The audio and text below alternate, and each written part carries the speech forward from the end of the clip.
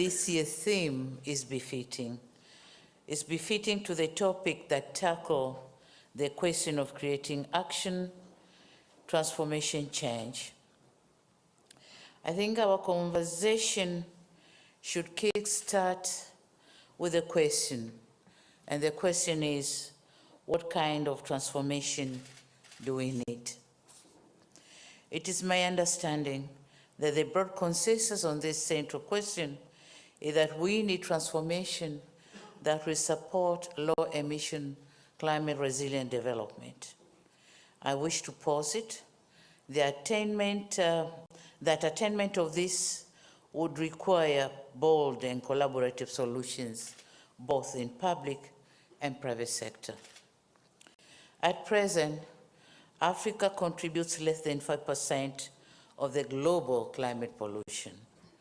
This notwithstanding, Africa suffers dearly from the effects of climate change.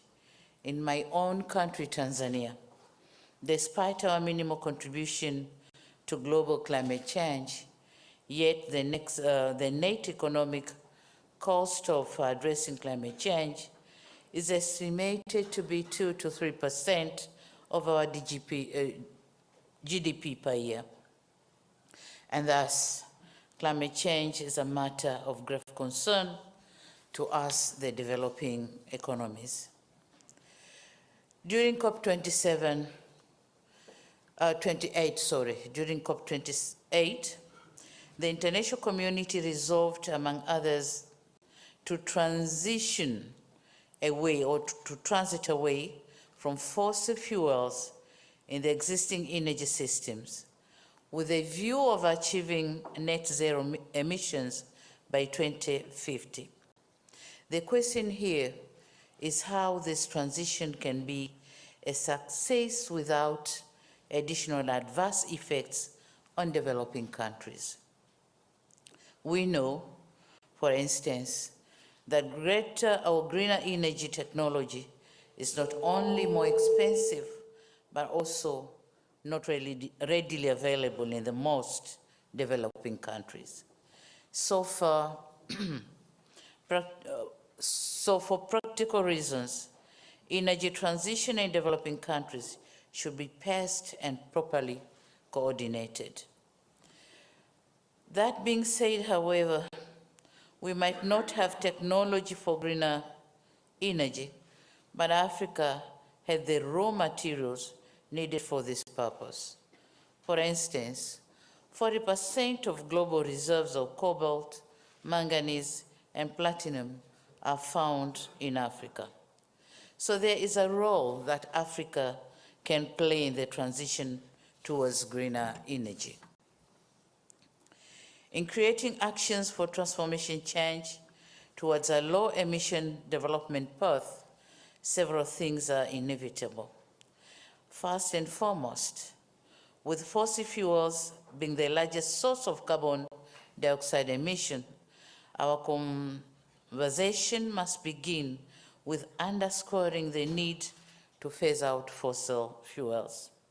Secondly, Africa has a huge potential to contribute to a green energy transition and is a respiratory of minerals critical to the energy transition, including cobalt, copper, chromium, iron ore, platinum or platinum group metals, lithium, and rare earth metals.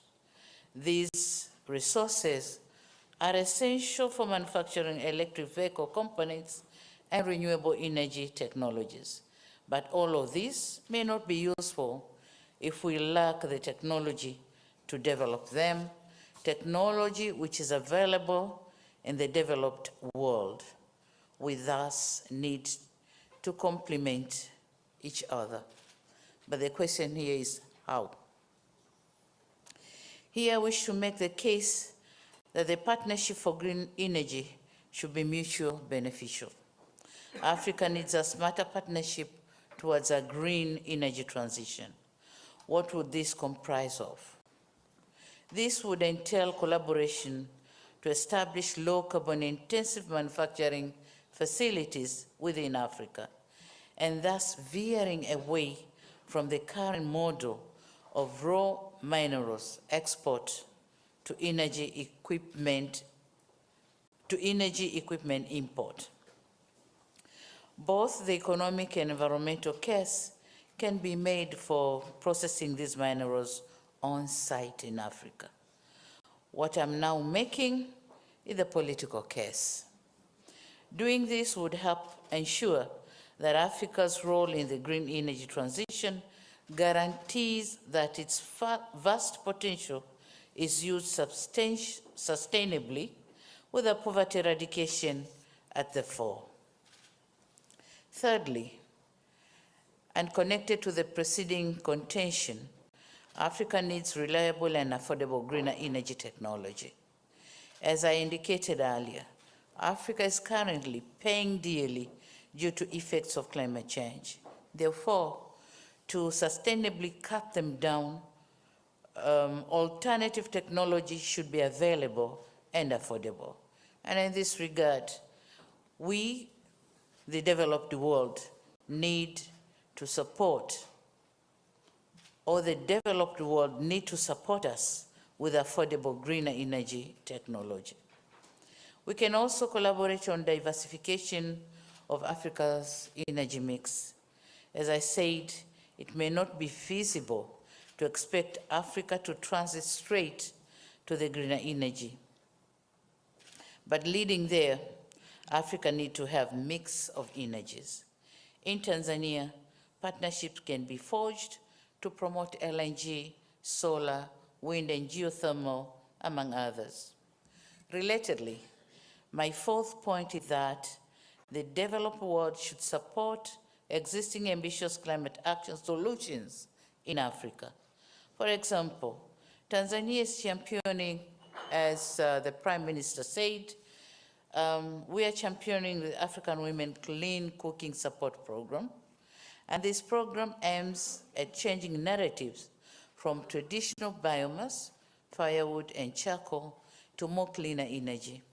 We therefore welcome support to this program and other climate action programs. I'm honored that Tanzania will co-chair the International Summit on Clean Cooking in Africa, co-organized by Norway and the International Energy Agency in Paris, May this year. The AWCC-SP program will also complement to our national strategy for clean cooking energy, aiming at ensuring that 80% of Tanzanian women use clean cooking energy by 2033. Dear participants and distinguished delegates, our commitment to the United Nations Framework Convention on Climate Change and the formulation of our national determined contribution hold significant weight. However, the question arises, where is the support for our energy sector? While our plea echoes through each conference to the parties' meetings, tangible progress remains elusive. International support and concerted collaboration are the cornerstone of our impact. In conclusion, and in a nutshell, the goal for transformational change is set. We seek a low-emission, climate-resilient development pathway. The necessary action for this will require joint efforts, and the developed countries should be part of these collaborative solutions. Given the resources Africa has, the continent is a critical part of the solution. As such, I wish to stress on the need to forge smart partnerships that will avail affordable green energy technologies, bridge the existing investment gap in processing critical minerals in Africa, and diversify Africa's green mix. As I conclude, ladies and gentlemen, let me reiterate my call for complementing one another towards fostering a more inclusive, equitable, sustainable development path through the renewables. 1.5 is very much possible. Let act and stop the rhetoric.